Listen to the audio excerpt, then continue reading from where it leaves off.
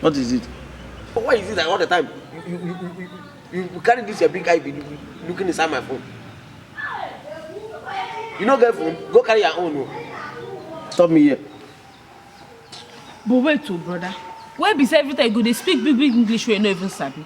See me wey go school. I speak my pidgin English. Jeje, I no get wahala. What thing they worry you? You go they speak English where you no even sabi. And they listen to news. You know, radio people they speak big grammar. So anyone why I hear, I go grammar for her. You want try me? I beg leave me my want this match. Aye, matter. This guy they play. Aye, no wow. Brother, why be say every time you go talk about matter? The last time too, you talk about matter. Today you don't talk about matter. Now I even remember self. They give us one thing for school. They say we could write about matter. They give you assignment where be matter. You don't write them. Go bring book. Now that one. I beg rush. Go inside. Go bring book. Yeah. Make sure you bring new Bible.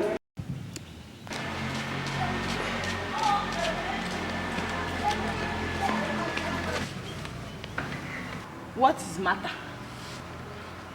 What is matter? You don't finish. Now that thing they trouble you. Now you do your face say like big thing where you give. Oh, you're right. Right. Okay. Matter. Now from Spain they come. Matter. I don't write that. You dey play football. Okay. You dey play for Chelsea before. You dey play for Manchester United. Nah. Ma right na. Right am now. I tell you say your book go full. Yeah, say na left foot win the text score goal. You do why? Ma right you do it. You go enter post. That guy dey play. Your school teacher go know say you get brother wey be education. I don't write. My name. I don't write them. Is there any other thing they ask you about matter? No. Oh yeah, now.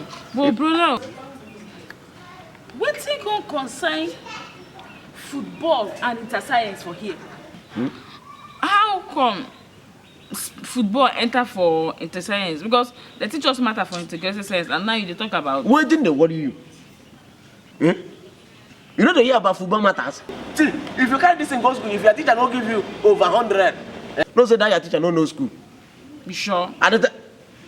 So I say be sure. Now me education they tell you, now me, your brother. I think so I go deceive you. Carry and go give them.